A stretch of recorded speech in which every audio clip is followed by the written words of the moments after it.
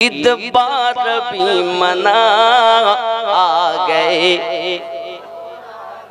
জোরে বলুন সুবহানাল্লাহ। তাহলে আমরা কোরআন শরীফ থেকে দেখব কোরআন মাজিদের 49 নাম্বার সূরা, সূরাটির নাম সূরা হুজুরাত, আয়াত নাম্বার 14 নাম্বার। কি বলছে দেখুন, বিসমিল্লাহির রহমানির রহিম। ক্বালাতিল আ'রাবু আমান্না।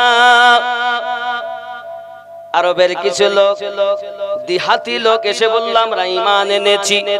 কুল্লাম তুমিনু ওয়ালাকিন কুলু আসলামনা ওয়ালাম্মা ইয়াদখুলিল ঈমানু ফি কুলুবিকুম ওয়া ইন তুতিউল্লাহা ওয়া রাসূলাহু লা ইয়ালিকুম মিন আমালিকুম শাইআ ইন্নাল্লাহা গফুরুর রহিম।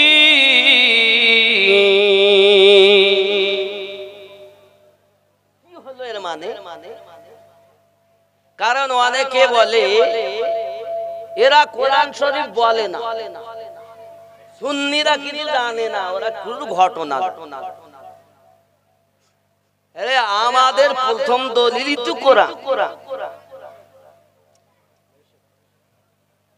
2 নাম্বার হাদিস, ঠিক কি না? অনেকেই বলে ওরা কোরআন জানে না। হ্যাঁ বাবা, আমরা জানি না, তবে একটুখানি বোঝার চেষ্টা করেন। দেখেন আমি যা বলি এটা আমার মুর্শিদের দান, আমি কিছু জানি না বাবা, সত্যি কিছু জানি। তবে আপনার ব্রেনে যদি আমার ওই পাগল মানুষের কথাটা একটু কোরআন হাদিস মোতাবিক হয়, আমি আপনার হাত ধরে পায়ে ধরে বলবো একটু গ্রহণ করো, বুকে ধরে বলবো গ্রহণ করো। থাপ্পড় মেরে নয়, থাপ্পড় খেয়ে বলবো গ্রহণ করো। কারণ নবী না হলে আমরা কিছুই পেতাম। আসুন এই আয়াতের মানেটা দেখি ওই তাফসীরে দুররে মানসুর থেকে। মানে বলবো, দিহাত কে রহনে वालों ने कहा, আরবে দিহাত পল্লী গ্রামের মানুষ, দিহাত বলা হয় পল্লী গ্রামের মানুষ, একদম বাজারঘাট কম, একদম পল্লী গ্রাম। দিহাত কে রহনে वालों ने कहा, দিহাতের কিছু মানুষ এসে বলল আরবের মধ্য থেকে, हम ईमान ले आए, আমরা ঈমান নিয়ে এসেছি। ক্বালাতিল আ'রাবু আমান্না, দিহাতের কিছু রহনে वाला এসে বলল আমরা ঈমান নিয়ে এসেছি। আল্লাহ পাক রব্বুল ইজ্জাত বলেন, কুল্লাম তুমিনু ওয়ালাকিন কুলু আসলামনা। কি বললেন? आप फरमा दीजिए कुल। सब शब्दे सब आयाते किन्तु कुल आसिनी, कफ लाम कुल। जे आयाते कुल एसेছে এই আয়াত বড় গুরুত্বপূর্ণ। যেমন আপনি হয়তো বলছেন কুল, দেখেন প্রথম সূরা ইখলাস অনেকের মুখস্থ। রব্বে কারীম বলেন বিসমিল্লাহির রহমানির রহিম, কুল হু আল্লাহু আহাদ, বলে দিন তিনি আল্লাহ এক, তিনি আল্লাহ এক। যদি আল্লাহ কুল না দিতেন উলামায়ে কেরাম কি তাহাজ্জুদ চান? আপনাদের আমি চাইবো যে একটু খেয়াল, কারণ মানুষকে ভালোবাসতে আগে শিখতে হবে। আমি কিছুই জানি না বাবা, পাগল লোক, তবে পাগলের কথাটা গ্রহণ করা যায় কিনা একটু বলবো আপনাদের। সব আয়াতে কুল আসে, আল্লাহ দেননি। যে আয়াতে কুল এসেছে এ বড় গুরুত্বপূর্ণ। যদি এই সূরা ইখলাসে কুল শব্দ না দিতেন, শুধু বলতেন হু আল্লাহু আহাদ, তিনি আল্লাহ এক, তবু আয়াত পূর্ণ হতো। কিন্তু আল্লাহ বললেন কুল, বলে দিন আল্লাহ এক। এটা আল্লাহ এসে বলেননি, আল্লাহর পরিচয় রাসূলুল্লাহ দিয়েছেন। কে দিয়েছেন? আজ যারা বলছে আমরা আল্লাহ ছাড়া মানব না, তো আমি তো বলছি আপনি আল্লাহর প্রতি আগে ঈমান আনুন, কিন্তু নবীকে আগে দেখুন, তার প্রতি যদি আপনার বিশ্বাস না থাকে, যে কথাটি বলছেন যে আল্লাহ এক, তাহলে আগে তো তার প্রতি ঈমান আনা দরকার যে ইনি মিথ্যা বলেন না, ইনি যাহা বলছেন সেটা আল্লাহর কথা বলছেন। এই বিশ্বাস যদি আপনার না থাকে তো আপনার ঈমান দুর্বল। তাহলে আগে নবীর প্রতি ঈমান। কার প্রতি? আর নবী পরিচয় দিয়েছেন আল্লাহ এক, আল্লাহর কোন শরীক। তাহলে আপনি তো সেই নবীকেই মানছেন না। আর আমরা সুন্নিরা বলি আল্লাহ আমার নবীর ওসিলা দিয়ে নিজের পরিচয় দিয়েছেন, তার মানে ওই নবীকে আল্লাহ ওসিলা বানিয়েছেন। আমরা সুন্নিরা ওই নবীকেই হেল্লা ওসিলা জান দিল तमाम जहानेर जान भेबेছি सरकार आला हजरत ने, इसीलिए तो फरमाया है वो जो ना थे तो कुछ ना था, वो जो ना हो तो कुछ ना हो, जान है वो जहां की, जान है तो जहान जहान। নবী আছে তো সব আছে, আর নবী যদি আপনি না মানেন তো আল্লাহই তো আপনি মানতে পারলেন না। কথা বোঝা যাচ্ছে? জি। আল্লাহ পাক বলেন কুল্লাম তুমিনু, বলে দিন ওয়ালাম্মা ইয়াদখুলিল ঈমানু ফি কুলুবিকুম, কুল্লাম তুমিনু ওয়ালাকিন কুলু আসলামনা। এর মানে করছে দেখুন, हम ईमान ले आए, आप फरमा दीजिए तुम ईमान नहीं लाए, তোমরা ঈমান আনোনি, তবে কি করেছি? लेकिन यूं कहो, বরং তোমরা এইটাই বলো कि हम जाहिरी फरमा बरदार हो गए, আমরা প্রকাশ্যভাবে হুকুম তামিল করেছি। প্রকাশ্য তামিল হুকুম পালন করা মানে আল্লাহ পাক রব্বুল ইজ্জত বলেন নামাজ পড়েছি, রোজা রাখো রেখেছি, হজ করেছি, যাকাত দাও দিয়েছি, দাড়ি রাখার কথা রেখেছি, সব করেছি। জাহের প্রকাশ্যভাবে হুকুম পালন করেছি। কিন্তু আমার নবী পাককে আল্লাহ বলতে বলছেন বলে দিন, কি বলবে? ওয়ালাম্মা ইয়াদখুলিল ঈমানু ফি কুলুবিকুম, বিন্দু মাত্র তোমাদের অন্তরে ঈমান প্রবেশ করিনি। তাহলে প্রকাশ্যভাবে নামাজ পড়ে নেওয়ার নাম ঈমানদার না, রোজা হজ যাকাত দাড়ি টুপি হাব্বা জুব্বা লাগিয়ে নেওয়ার নাম ঈমানদার না। ঈমান কি আগে এটাই জানতে, ঠিক কিনা বলেন? রাগ হচ্ছে? দলিল ভিত্তিক ওয়াজ করছি, এখনো ঘটনা তুলিনি, হবে ছাটাই চলছে বাবা, চাষ করব বলে। ছাটাই যদি ভালো না হয়, চাষ ভালো আর ফসলও ভালো। আমার বেশি জমির দরকার নেই, অল্প থাক, কিন্তু সেই জায়গাটা যেন ফসল ভালো হয়। কথা বুঝতে পেরেছেন? কারণ অনেকেই আছে লোকের পাগল, আর আমিও চাইছি লোক থেকে যত দূরে তত আমাকে চেপে ধরছে। বাবাজি, এখন আপনি হয়তো বলবেন ওয়ালাম্মা ইয়াদখুলিল ঈমানু ফি কুলুবিকুম, ये কথা কি ওই কোরআন শরীফে মানে করা আছে? জি। और अभी ईमान तुम्हारे दिलों में दाखिल नहीं हुआ, কিঞ্চিত পরিমাণ তোমাদের দিলে ঈমান প্রবেশ করেনি। তোমরা প্রকাশ্যভাবে নামাজ পড়েছো, রোজা রেখেছো, হজ করেছো, যাকাত দিয়েছো, দাড়ি রেখেছো, মাথায় টুপি লাগিয়েছো, পাগড়ি লাগিয়েছো, হাব্বা জুব্বা হাতে তাসবিহ দিয়েছো, সব প্রকাশ্যভাবে করেছো, কিন্তু ঈমান কি? ও মনে করছে মসজিদে ঢুকলি মনে ঈমান। মসজিদে ঢোকা ঈমান না, ওটা হলো ঈমানদারের কাজ। মসজিদে ঢোকা নামাজ পড়া নামাজ ঈমান নয়, ওটা ঈমানদারের কাজ। ঈমানদারের কৃতকর্ম। ঈমান আলাদা।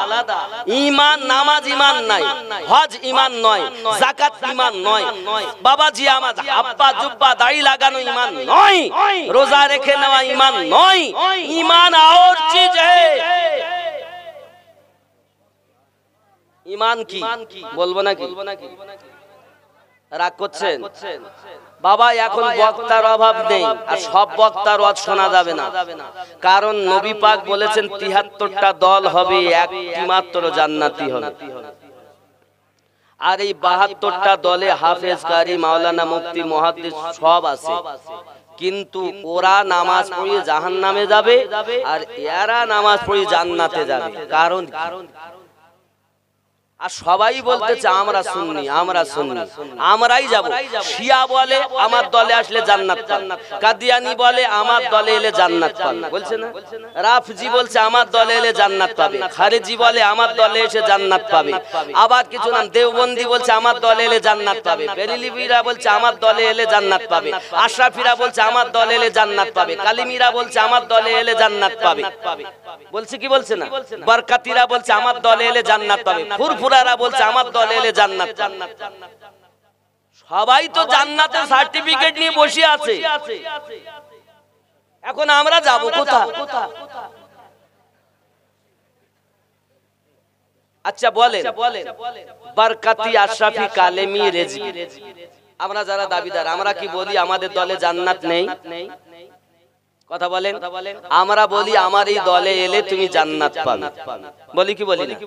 দেওবন্দি, কাদিয়ানি, রাফজি যারা হাত ঝাড়া মারে, খারেজি, আচ্ছা বলেন এরাও তো বলছে আমার দলে এলে আমরা হলাম আহলে হাদিস, আমরা হাদিস মানি, ওরাও বলছে আমার দলে এলে জান্নাত পাবে, বলছে না? আমরাও যেমন ঠিকা নিয়ে বসে আছি, ওরাও।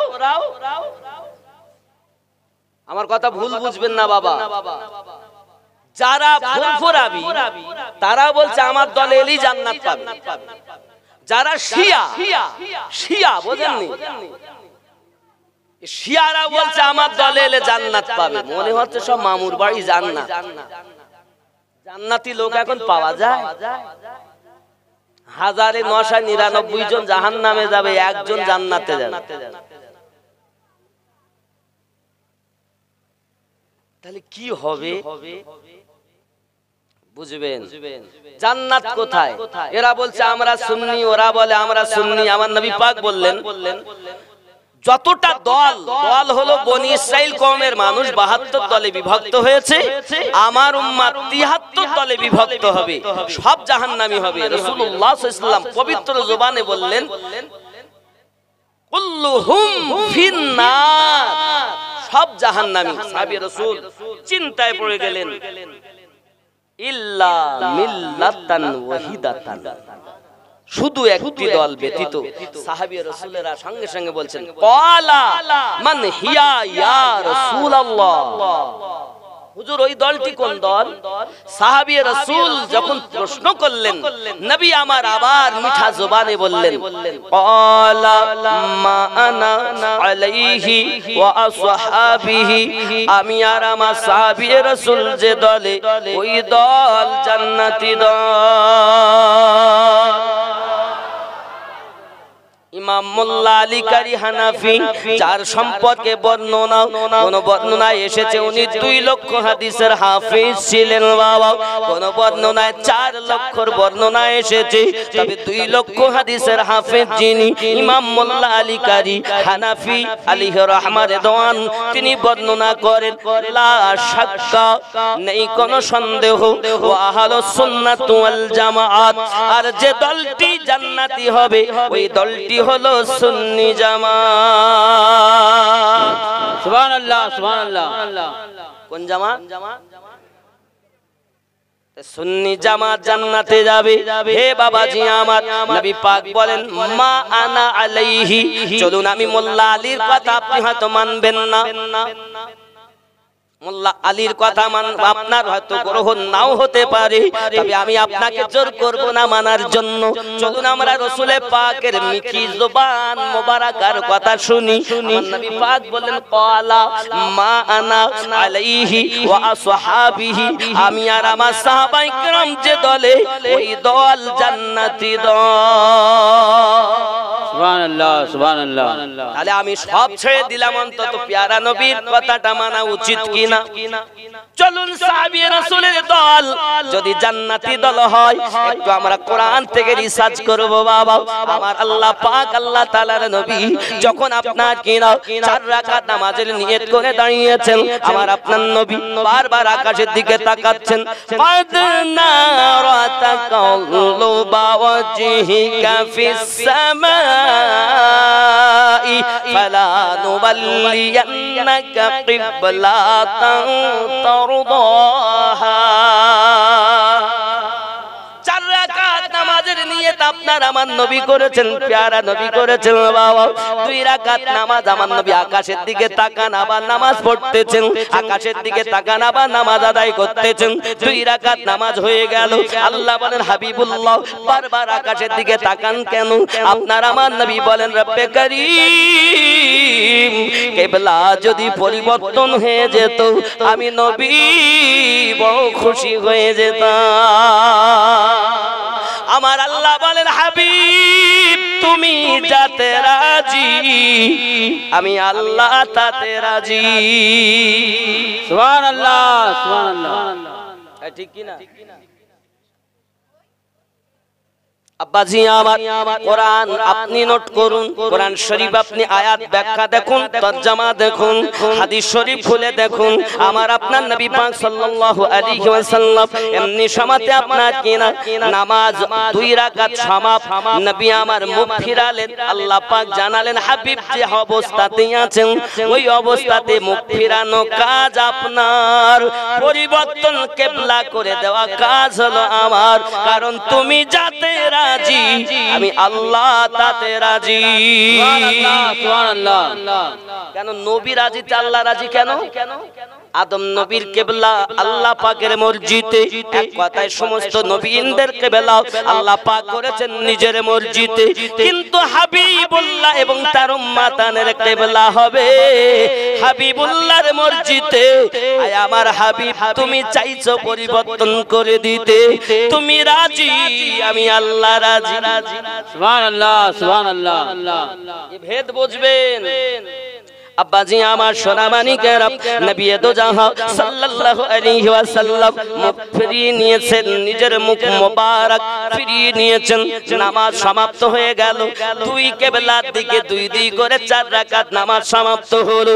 নামাজ সমাপ্তের পরে আপনার আমার নবী পাক বললেন ও সাহাবী রাসূলগণ ইয়া রাসূলুল্লাহি হুজুর বলুন কি বলছেন?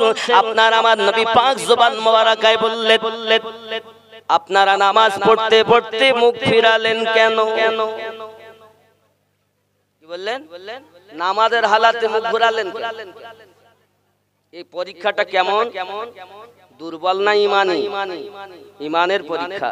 সঙ্গে সঙ্গে আবু বকর রাদিয়াল্লাহু তাআলা উঠে দাঁড়িয়ে গেলেন, ইয়া রাসূলুল্লাহ সাল্লাল্লাহু আলাইহি ওয়াসাল্লাম আমরা কি জানি কিবলা এই দিকে না ওই দিকে, আমরা জানি নবী যেদিকে আমরা সেদিকে, কারণ আমরা কাবা দেখি না কোন দিকে আছে, ওই কাবা যার ওসিলাতে আল্লাহ সৃষ্টি করেছেন, ওই নবী যেদিকে আমরা সেদিকে। সুবহানাল্লাহ। এই জন্য সরকার আলা হযরত বলেছেন हाजियो आओ शहंशाह का रौजा देखो, काबा तो देख चुके हो अब काबे का काबा देखो। सुभान अल्लाह। बाबा নামাজ হলো 4 রাকাত।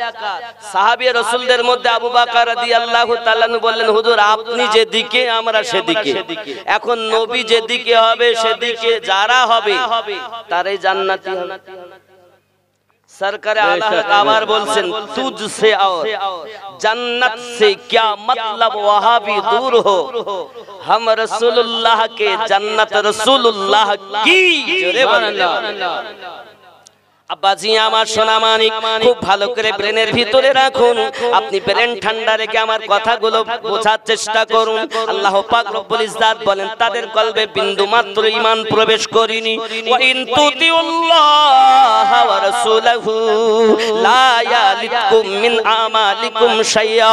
এর মানে হচ্ছে দেখুন আমার আল্লাহ পাক রব্বুল ইজ্জাত বলছেন কি বলছেন, और अगर अल्लाह और उसके रसूल की फरमा बरदारी करोगे, अल्लाह এবং আল্লাহ রাসূলের হুকুম যদি তোমরা পালন করবে, নিষেধগুলো যদি বর্জন করো, তাহলে কি হবে? তো আল্লাহ तुम्हारे আমল में से कुछ भी कमी ना कभी नहीं करेगा। আল্লাহ তাআলা তোমাদের আমলের মধ্যে আল্লাহ এবং আল্লাহ রাসূলের হুকুম যদি তামিল করো, তাহলে আমলে আল্লাহ পাক তোমাদের কম দেবে না। বেশক আল্লাহ গফুর রহিম হে। নবীর হুকুম মানার কথা কে বলেছেন? এখন কেউ নবীর দুশমন যদি বলে আমরা নবীর কথা মানব না, তো আল্লাহর কোরআন সূরা হুজরাতে এই 14 নম্বর আয়াতকেই অস্বীকার করেছে। আর যে আল্লাহর কথা অস্বীকার করে সে কখনো জান্নাতি হতে বোঝা গেছে? বোঝা গেছে? আমি এত সময় বক্তব্য দিচ্ছি,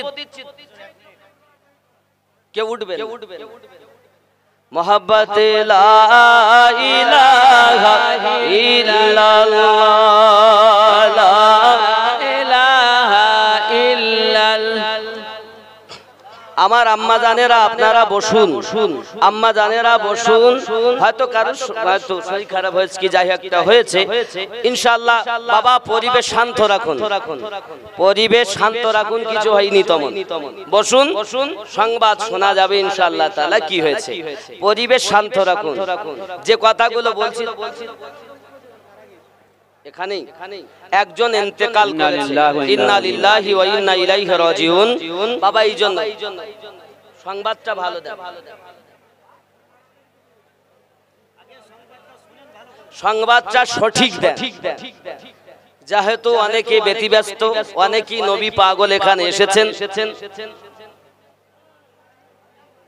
चमन चमन की दिलकशी गुलों की है वो ताज़गी है चाँद से शबनमी।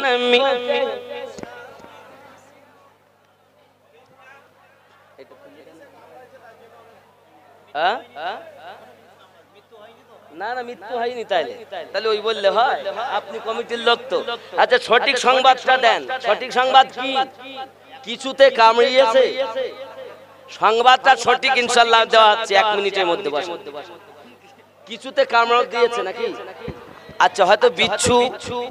কমিটি ভাইদের কাছে অনুরোধ, মেয়েদের দিকে গিয়ে ওদেরকে সামনে বসাতে বলো, সামাল দাও, বসতে বলো ওদেরকে। জামানা দিওয়ানা ও গো মামিনা, তোমার লালের নাই তুলনা, মাগো তোমার লালের নাই তুলনা।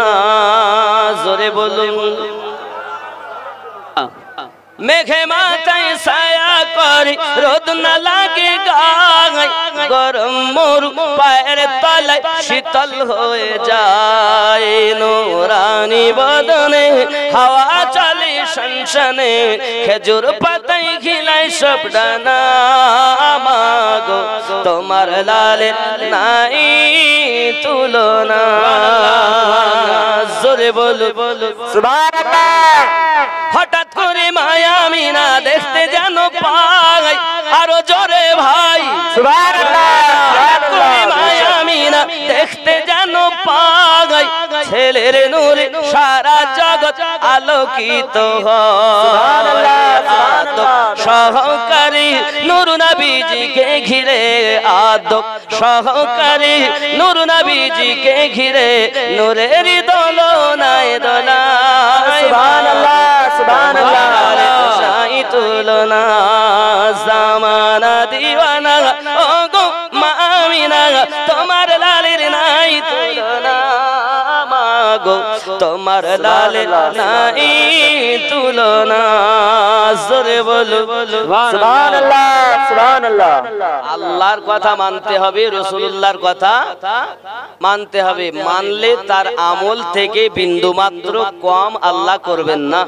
আল্লাহ নিজেই বলেছেন আমি বড় দয়ালু, আমি বড় গফুরুর রহিম। আরো জোরে বলুন সুবহানাল্লাহ। কথা তাহলে কোরআন মাজিদ থেকে আমরা পেলাম আমাদের নবীর হুকুমও মানতে হবে, আল্লাহ বলেছেন। ঠিক কি না? কথা বুঝতেছেন আব্বাজি আমার? তাহলে এখন আসুন আমার আপনার নবী বলেন কোন দল আপনার কিনা জান্নাতি হবে? সবাই তো সুন্নি দাবিদার। বাবা আওয়াজ বোঝা যাচ্ছে না ওদিকে? বাবা পিছনে আওয়াজ ভালো যাচ্ছে না, ঠিক করেন না, আপনাদের মাইক কাটবে না স্পিকারের তার। আসলে মাইক ভালো করবেন আমাকে দাওয়াত দিলে, আমাকে 2000 কম দেন, কিন্তু ইন্টারন্যাশনাল মাইক আনবে।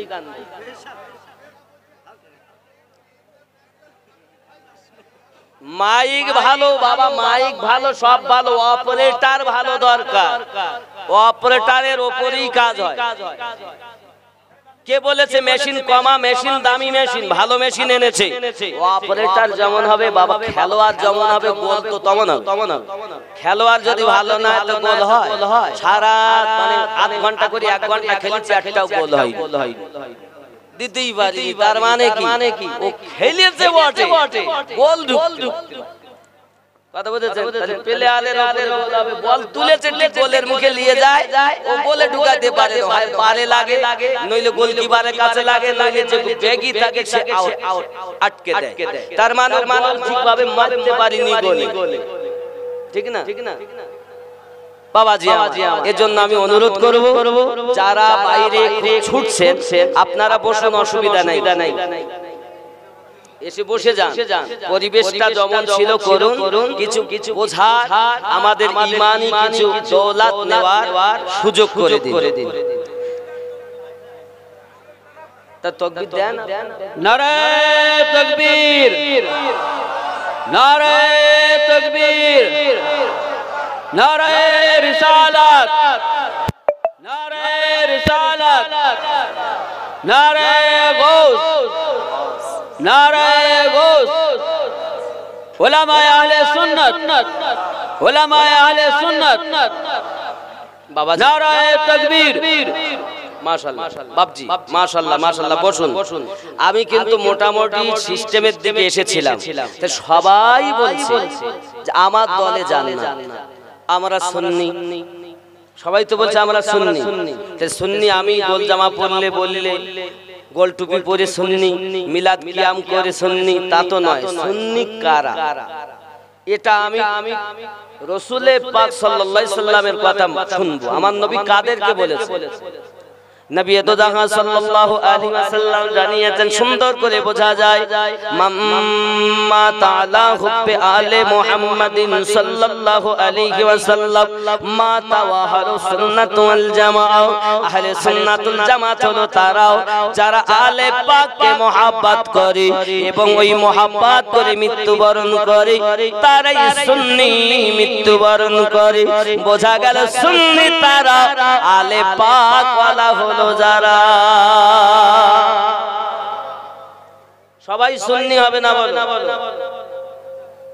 এবার আপনি বলবেন শিয়ারা তো আলে পাককে মানে, তাহলে ওরাও কি সুন্নি? বলবেন না? শিয়ারাও তো আলে পাককে মানে না, ওরাও তাহলে সুন্নি? জি না।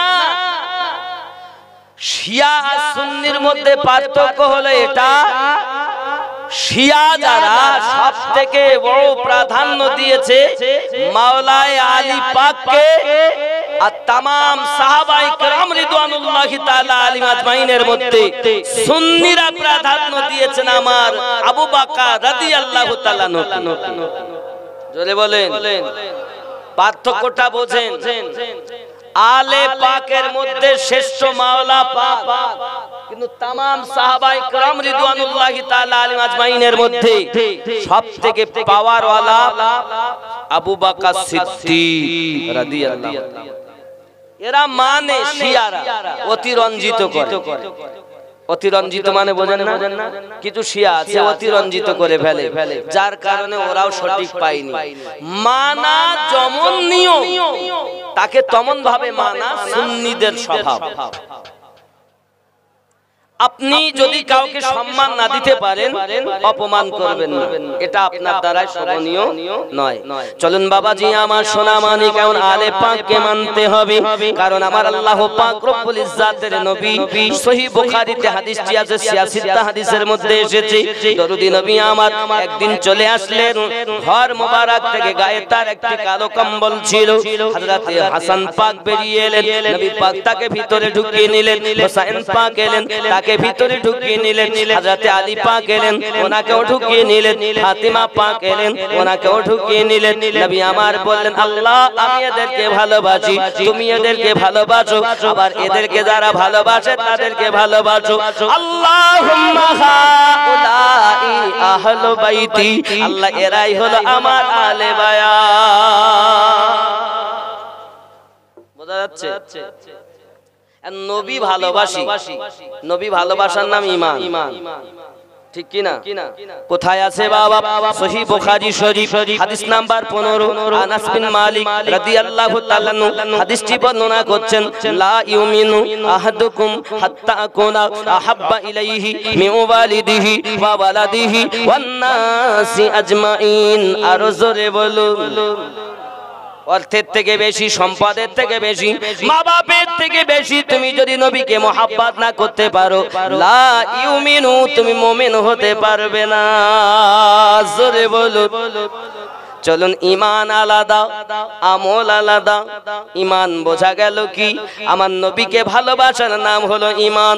আমার নবী যখন হাদিস শরীফ পাঠ করেছেন বাবা, আমার রাসূল যখন হাদিস শরীফটা পাঠ করেছেন, এই হাদিসটি বুখারী শরীফের 15 নাম্বার হাদিস।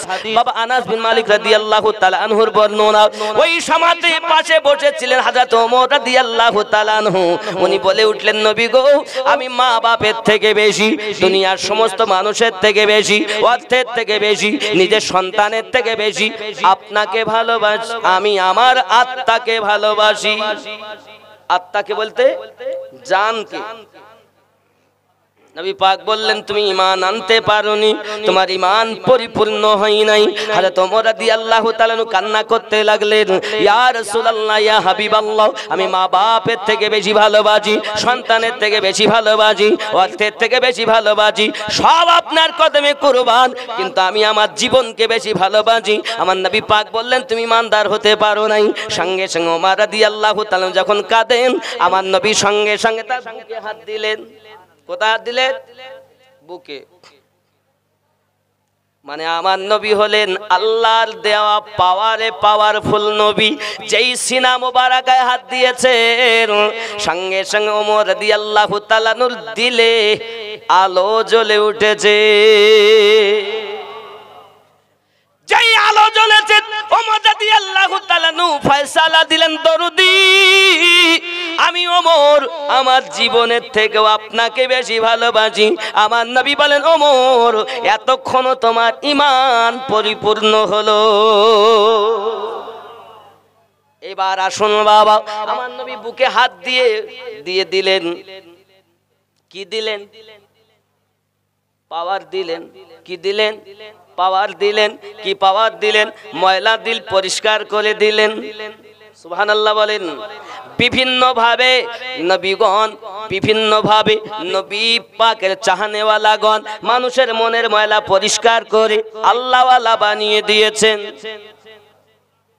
ভালো করে বুঝবেন, আমি দালালি কথা বলতে আসিনি গো বন্ধুরে আমার। নবী আমার সাল্লাল্লাহু আলাইহি ওয়াসাল্লাম যখন সিনাতে হাত দিলেন, যারা বলবে আমরা নবীওয়ালা, তারা আজ তো নবুয়াত বন্ধ হয়ে গেছে। নবুয়াত কি আর আছে? নবুয়াত আছে? নবুয়াত বন্ধ না। ওয়াখাতামান নবিয়িন, আল্লাহ আমাদের নবী দিয়ে দুনিয়া শুরু করলেন, আবার আমাদের নবী দিয়ে ইসলামের নবুয়াতকে সমাপ্ত করলেন। ঠিক কি না? আমরা শেষ নবীর উম্মত না প্রথম নবীর উম্মত? প্রথম নবী না? আমরা প্রথম ও শেষ যিনি আমাদের নবী, ঠিক কি না? খালি কেউ যদি বলে প্রথম নবী তাও হবে, যদি কেউ বলে শেষ নবী তাও হবে, আর সব থেকে উত্তম এটা হবে ফার্স্ট টু লাস্ট যিনি আমাদের নবী তিনি। ঈমান ঠিক করবেন, কারণ ঈমান যদি ঠিক না থাকে আমলের কোনো দাম। যদি আপনি বলেন হুজুর ঈমান আমল যদি ঠিক করতে কিভাবে করব, মনে করেন মানুষ, আপনার নাম কি? মোহাম্মদ জাকির খান। মনে করেন, খেয়াল করেন, আমি বুঝানোর জন্য ভাইয়ের নামটা জিজ্ঞাসা করলাম। বাবা, আমরা মনে করুন যত ইসলামে আল্লাহ পাক বিধান দিয়েছেন, ইয়া আইয়ুহাল্লাযিনা আমানু, আল্লাহ পাক বলেন আই ইমানদার বিশ্বাসীগণ, ওয়া আকিমুস সালাহ ওয়া আতুজ যাকাত, নামাজ কায়েম করো, যাকাত প্রদান করো। তাহলে ইমানদারকে নামাজ পড়তে বলে, নামাজ কায়েম করতে বলেছেন, যাকাত দিতে বলেছেন, হজ করতে বলেছেন, রোজা রাখতে বলেছেন। কাদেরকে বলেছেন? ইমানদারকে। বেঈমানকে তো আল্লাহ বলেননি। কাদেরকে বলেছেন? ইমানদারকে। মনে করুন ঈমান হলো একটি সংখ্যা। ঈমান কি? একটি সংখ্যা। আর নামাজ, রোজা, হজ, যাকাত মনে করুন বিন্দু, একটি করে শূন্য। বাবা, আপনি এক লাগিয়েছেন। ঈমান যখন মজবুত হলো, হুব্বে রসুল যখন পরিপূর্ণ হলো, তখন আপনার জন্য প্রথম শর্ত 5 ওয়াক্ত নামাজ আদায় করা, ঠিক কি না? তখন আপনি নামাজ আদায় করেছেন, একটা বিন্দু লেগে গেল, একের পিঠে 1 শূন্য, কত হলো? আপনি যাকাত প্রদান করলেন, আর একটা শূন্য লাগলো, কত হলো? 100। আপনি হজ করলেন, আর একটা শূন্য, কত হলো? আপনি রমজানের রোজা রাখলেন, আর একটা বিন্দু, কত হলো?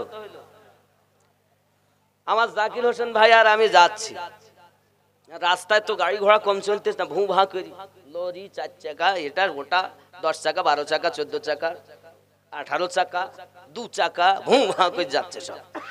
আমরা 2 ভাই যাচ্ছি, নামাজও পড়ি, রোজাও রাখি, সব আছে, দাড়ি, টুপি, তসবিহ, তাহলিল সব আছে। এখন আমি যেতে গেছি, আর এক গাড়ি আসছিল, আমি খেয়াল করিনি, আর ভাই আমার হাতটা ধরে, আমার জাকির ভাই আমার ধরে টেনে দিয়েছে, গাড়িটা বেরিয়ে গেল, আমার কোনো ক্ষতি হলো না। আর একটা বিন্দু লেগে গেল, কত হলো? 1 লাখ।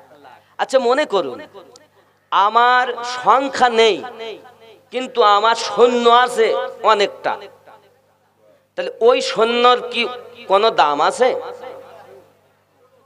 কোনো দাম? নামাজ আছে, রোজা আছে, হজ আছে, যাকাত আছে, তসবিহ, তাহলিল, টুপি, দাড়ি সব আছে, কিন্তু সংখ্যা, তাহলে কোনো দাম?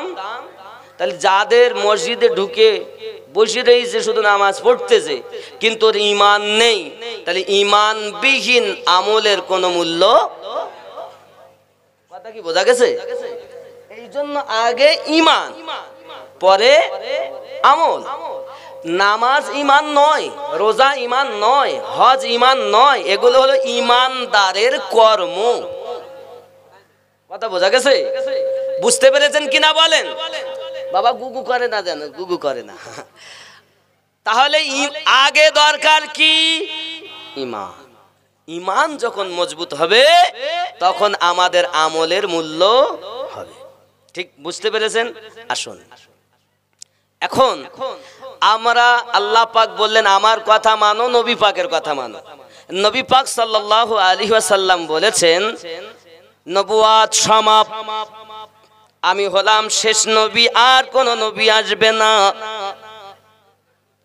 আমি হলাম খাতামান নবিয়্যিন, লা নবী বাদি, আমার পরে কোন নবী আসবে না। নবী পাক নিজে বলেছেন আনা খাতামান নবিয়্যিন, আমি হলাম শেষ নবী, লা নবী বাদি, আমার পরে আর কোন নবী আসবে না। তাই যদি হয় হে বাবাজি, একটা ফেরাউন তখন নবী, এক নমরুদ তখন নবী, কিন্তু আবু জাহেলের যুগে নবী। এখনো তো রকম আবু জাহেল মার্কা অনেক লোক আছে, নবুয়াত বন্ধ কেন? বাবা আমার কিতাবের ভিতরে পাওয়া যায় আল বেলায়াতু জিলদুন নবুয়াহ, বেলায়াত হলো নবুয়াতের ছায়া। ভালো করে বুঝবেন, আমি হলো প্রথম থেকে নিচে আসছি বলেন পরিষ্কার করার জন্য, কারণ জোচ্চোর এ বক্তার অভাব নেই। ইউটিউব খুললে মৌলবি 72 দলের লোক বেশি না কম? তাহলে তা তো থাকবেই। এক দলে তো লোক মৌলবি কম, লোক কম, এখন ইউটিউব দেখে আপনি পাগল হয়ে গেছেন, এতটা ডিগ্রি হুজুর। ডিগ্রি দেখো না, ইশকে রসুল দেখো।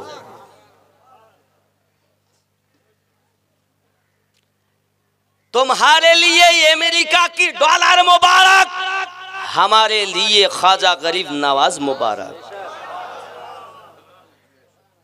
এখন আপনি হয়তো বলবেন হুজুর নবুয়াত নেই, তো বেলায়াত, নবুয়াতে হয় নবী, বেলায়াতে হয় ওলি। এর বহু বচন নবীন আর ওলির বহু বচন আউলিয়া। খুব ভালো করে বুঝবেন বাবা আমার, খুব সুন্দর। কারণ আমি জানি আলেম ওলামারা সব জানেন, অসুবিধা নেই, আমি পাবলিকের বক্তা। পাশাপাশি একটু দুই একটা আলেমদের ওরাও জানি, ওরা তো সব বোঝে জানে, এই জন্য অনেক আলেম ওলামা রাজ্যেই কষ্ট করে যাতে ঘুমাইকে যায়, বুঝতে পেরেছেন, ওরা আরামে যায়। তো যাক, আমরা অনেক, ওনারা কিতাব কোরআন পড়েন, ওনারা জানেন সব, এর জন্য তাদের জোর করব না। আমরা যারা কম বুঝি আমরা তারা বসি নাকি? জি। এখন বিষয় হলো এটি, পৃথিবীর জমিনে আমরা বেলায়াতকে বুঝবো কেমনে? কারণ নবী পাক সাল্লাল্লাহু আলাইহি ওয়াসাল্লাম বলেছিলেন, আমি ইন্তেকাল করার পর 30 বছর খেলাফত চলবে। খেলাফত 30 বছর হবে। কয় বছর? খুব ইসলামের আমি প্রথম ইতিহাস বলছি বলে আপনাদের কাছে বেরেন পরিষ্কার করে আল্লাহওয়ালা হওয়ার জন্য। এখনো ওয়াজের কিছু হয়নি, কিন্তু আমি বলো খুব ব্যস্ত। তাও এই অল্পের মধ্যে আপনি ব্রেনে ঢুকিয়ে নেন। হে বাবাজি আমার, আমার নবী সাল্লাল্লাহু আলাইহি ওয়াসাল্লাম ইন্তেকাল করার পরে আবু বকর রাদিয়াল্লাহু তাআলা আনহু প্রথম খলিফা হলেন। খেলাফতি দৌর চলল, সময় অতিবাহিত হলো 2 বছর। কয় বছর? তারপরে হযরত ওমর রাদিয়াল্লাহু তাআলা আনহু খলিফা হলেন। খেলাফতের সময় গেল 10 বছর। কত হলো? উসমান জিন নুরাইন রাদিয়াল্লাহু তাআলা আনহু খলিফা হলেন। এক টানা 12 বছর নিজে খলিফা হলেন। কত হলো? 12 আর 12। হযরত আলী রাদিয়াল্লাহু তাআলা আনহু খলিফা হলেন। খেলাফতের দৌর গেল 5.5 বছর। তাহলে 24 আর 5.5 কত হয়? এখনো 6 মাস বাকি। হযরত মাওলা পাকের পরে একজন খলিফা হলেন, যার নাম হাসানে পাক। উনি খেলাফতি করলেন 6 মাস। খলিফা 4 জন না, খেলাফতি করেছেন 5 জন। কয়জন? হযরতে হাসান পাক রাদিয়াল্লাহু তাআলা আনহু 6 মাস খেলাফতে রাখার পর পৃথিবীতে বড় গন্ডগোল দেখা দিল। সারমর্ম কথা, আমিরে মাবিয়া রাদিয়াল্লাহু তাআলা আনহু খলিফা হলেন। মানে এবার খলিফা তো শেষ, রাজতন্ত্র এলো, খেলাফত আর নাই। এবার কি আছে? রাজতন্ত্র চললো। শর্তনামা লেখা হলো, মীমাংসা হলো। বাবাজি সেই শর্ত মোতাবিক আমিরে মাবিয়া কাজ করি। যে ইন্তেকাল করেছে তার ছেলে ইয়াজিদ বাপের গদি বেটা দখল করেছে। পীরের ছেলে পীর হয় না বাবা, মাস্টারের ছেলে মাস্টার হয় না, ডাক্তারের ছেলে ডাক্তার হয় না।